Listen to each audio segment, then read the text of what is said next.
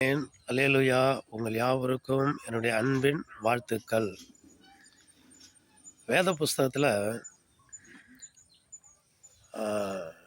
எகிப்து தேசத்தில் இஸ்ரவேல் ஜனங்கள் 430 வருடம் அடிமையாக இருந்தார்கள்.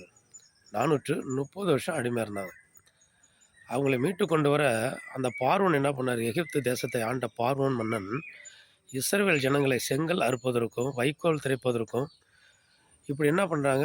கடுமையாக வேலை வாங்கினாங்க. அப்போ இஸ்ரவேல் ஜனங்கள் மீட்பதற்கு ஆள் இல்லை. கர்த்தரை நோக்கி விண்ணப்பம் பண்ணாங்க. 430 வருஷம் கூக்குரலிட்டு கொண்டிருந்தார்கள். அவர் கஷ்டப்படுத்தப்பட்டார்கள், வேதனைப்படுத்தப்பட்டார்கள், துன்பப்படுத்தப்பட்டார்கள். அந்த நாட்களில் ஆண்டவர் என்ன பண்ணார்? கூக்குரலை கேட்டார். அதுக்கு முன்னாடி அவங்க கூப்பிடாமல் இருந்தாங்க. அந்த அடிமைத்தனம் ரொம்ப கடுமையாக வேலை வாங்குகிற பொழுது ஆண்டவர் என்ன பண்ணார்? நோக்கி பார்த்தார். அப்போ மோசே என்பவரை உருவாக்குகிறார். மோசே பறக்கிறாரு, அவரை உருவாக்குறாரு. இந்த மோசே அவருடைய ஆரோன் 2 பேரும் தான் ஆண்டவர் அனுப்புகிறார். சகலவித பயிற்சிகளையும் கொடுத்து எகிப்துக்கு போய் இஸ்ரவேல் ஜனங்களை அனுப்பணும், கர்த்தருக்கு ஆராதனை செய்யும்படியாக அனுப்பிவிடுங்கள் சொல்லி கேட்க முடியாது மோசே அனுப்பி வைக்கிற ஆண்டவர் விடுவிக்க முடியாக அனுப்புகிறாங்க. அப்போ பாருங்கள், இன்றைய நாட்களில் நீங்கள் வேத புஸ்தகத்தில் யாத்திராகம புஸ்தகத்தை நீங்கள் படிச்சிங்கன்னா யாத்திரை ஆகமும், அதாவது ஆதி ஆகமுக்கு அடுத்த புஸ்தகம் யாத்திரை ஆகமும் நீங்கள் படிச்சிங்கன்னா ஃபுல் டீட்டெயில் உங்களுக்கு அதில் தெரியும். இப்போவும் நம்ம எதில் அடிமையாக இருக்கிறோம்? அந்த அடிமைத்தனத்திலேருந்து கர்த்தர் அன்றைக்கி அவங்கள மீட்டு கொண்டு வந்தார், வழிநடத்தி கொண்டு வந்தார். இன்றைக்கு நம்ம எதில் அடிமையாக இருக்கிறோம்? பிறர் இடத்துல கடன்பட்டு அடிமையாக இருக்கிறோம். பிறர் இடத்துல வாக்குறுதி கொடுத்து நம்ம என்ன பண்ணிருக்கோம்? அடிமையாக இருக்கிறோம். பிறர் இடத்துல அடிமையாகவே இருக்கிறோம்.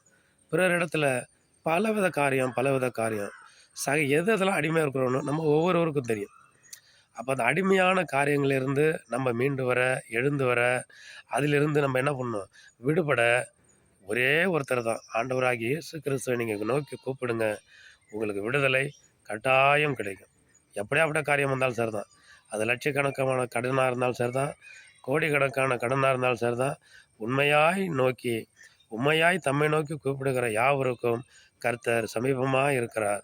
அவர் விடுவிக்கிறவர், விடுவித்து நடத்துகிறவர், பாதுகாக்கிறவர், பராமரிக்கிறவர், வழி நடத்துகிறவர், ஆற்றுகிறவர், தேற்றுகிறவர், கண்ணீரை துடைக்கிறவர், காயம்பட்ட இருதயத்தை ஆற்றுகிறவர், காயம்பட்ட இருதயத்தில் மருந்து போடுகிறவர், கட்டுண்ட நம்மளை என்ன பண்ணுறாரு? விடுதலையாக்குகிறவர், நமக்கு சுகபலன் ஆரோக்கியத்தை கொடுத்து வழி நடத்துகிறவர் இருக்கிறார். அவரை நோக்கி கூப்பிடுங்கள். எந்த காரியத்தில் அடிமையாக இருந்தாலும் அடிமையில் இருந்து நம்மளை தூக்கி எடுக்கிற ஒரு ஆண்டவர் இருக்கிறார். அவர்தான் இயேசு கிறிஸ்து. ஆமென். அல்லேலூயா.